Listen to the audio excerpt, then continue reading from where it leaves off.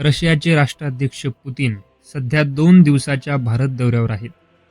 या 2 दिवसात पुतीन भारत व रशिया यांच्यातील सुमारे 25 करारावर स्वाक्षऱ्या करणार असल्याचं सांगितलं जात आहे.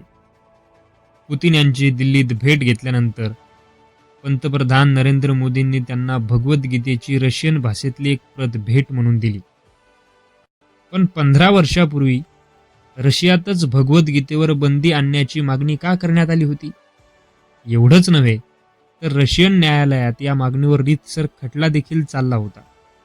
तेव्हा नेमकं काय घडलं होतं? जाणून घेऊया आजच्या या व्हिडिओमध्ये. तर रशियात गीतेवर बंदीची मागणी नेमकी का करण्यात आली होती?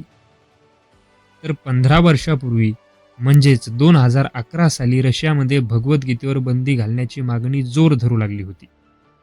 याच मागणीच्या आधारावर सायबेरियन सिटी ऑफ टॉक्समधील न्यायालयात याचिका देखील दाखल करण्यात आली होती. भगवद्गीता हे एक कट्टरवादी पुस्तक असल्याचा दावा रशियात करण्यात आला होता. काही रशियन याचिकाकर्त्यांनी तर भगवद्गीतेची तुलना थेट हिटलरच्या माइन काम्प्स या पुस्तकाशी देखील केली होती.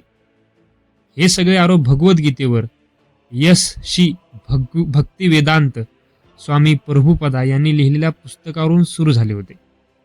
या पुस्तकात इतर धर्मियाबाबत अविश्वास दर्शविण्यात आल्याचाही दावा याचिकाकर्त्यांनी केला होता. पण रशियन न्यायालयात भगवद्गीतेविरोधात याचिका दाखल झाल्यानंतर रशियातील भारतीयांनी व भारतीय वंशाच्या नागरिकांनी त्याचा तीव्र शब्दात निषेध केला. अनेक ठिकाणी रस्त्यावर मोर्चे देखील निघाले.